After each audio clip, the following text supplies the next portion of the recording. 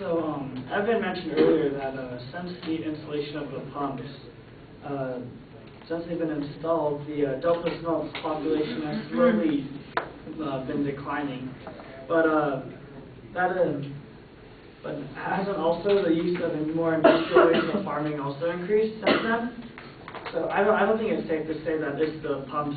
I don't think it's safe to say that the pumps are the cause of the decline in the fish in the Delta Smelt, because also pesticides have been used more widely since the 1970s and 80s. So that could also be contributing to why the fish is dying. And as Kevin mentioned earlier,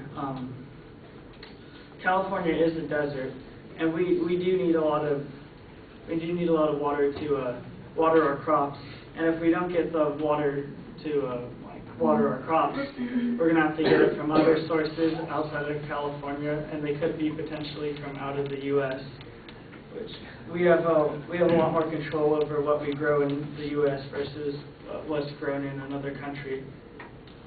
So, as I mentioned earlier, according to the Kern County Water Agency, in a typical year, 8,500,000 acres are irrigated, but this year, only 109,000 acres will be irrigated. Excuse me, 145,000 acres will be irrigated, which that's 17% of California's total crop.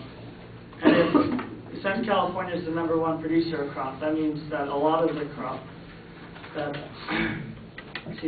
means that the majority of California's crop has not been successfully collected, which leads to rising food costs.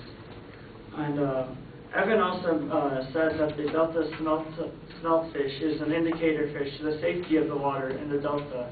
But from my understanding of biology, an indicator species indicates the health of their ecosystem and not the safety of its ecosystem, the humans.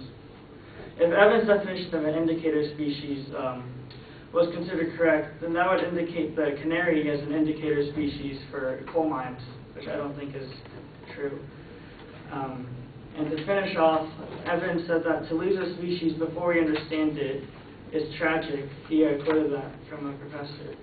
But I also think that a 40% unemployment rate in Mendota is pretty tragic, or the fact that after a family has lost their jobs, they may not be able to buy food for their family because the prices have increased so much.